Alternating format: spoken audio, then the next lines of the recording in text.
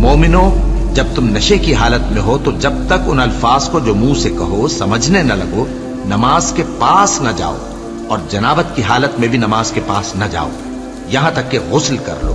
हाँ, अगर बहालत सफर रास्ते चले जा रहे हो और पानी न मिलने के सबब गुस्ल न कर सको तो तयम्मुम करके नमाज पढ़ लो। और अगर तुम बीमार हो या सफर में हो या कोई तुम में से बैतुल खला से होकर आया हो या तुमने औरतों से मुकारबत की हो और तुम्हें पानी न मिले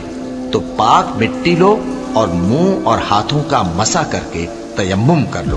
बेशक अल्लाह मुआफ करने वाला है, बख्शने वाला है। भला तुमने उन लोगों को नहीं देखा जिनको किताब से हिस्सा दिया गया था कि वो गुमराही को खरीदते हैं और चाहते हैं कि तुम भी रास्ते से भटक जाओ, और अल्लाह तुम्हारे दुश्मनों से खूब वाकिफ है, और अल्लाह ही काफी कारसाज है, और अल्लाह ही काफी मददगार है। और ये जो यहूदी हैं, इनमें कुछ लोग ऐसे भी हैं कि किताबुल्लाह के कलेमात को उनके मकामात से हटा देती हैं और कहते हैं कि हमने सुन लिया और नहीं माना, और कहते हैं सुनो न सुनवाए जाओ, और जबान को मरोड़ कर और दीन में तान की राह से तुमसे गुफ्तगू के वक्त राइना कहती हैं।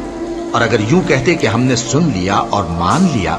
और सिर्फ इस्मा और राइना की जगह उन्जुर न कहते तो उनके हक में बेहतर होता और बात भी बहुत दुरुस्त होती।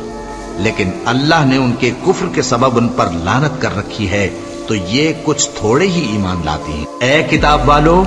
कबल इसके कि हम कुछ चेहरों को मिटा दें और फिर उनकी पीठ की तरफ फेर दें या उन पर इस तरह लानत करें जिस तरह हफ्ते वालों पर लानत की थी, हमारी नाजिल फरमाई हुई किताब पर जो तुम्हारी किताब की भी तस्दीक करती है, ईमान ले आओ। और अल्लाह ने जो हुक्म फरमाया सो समझ लो कि हो चुका।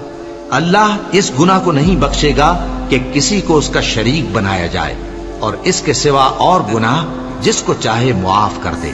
और जिसने अल्लाह का शरीक मुकर्रर किया उसने बड़ा बुहतान बांधा।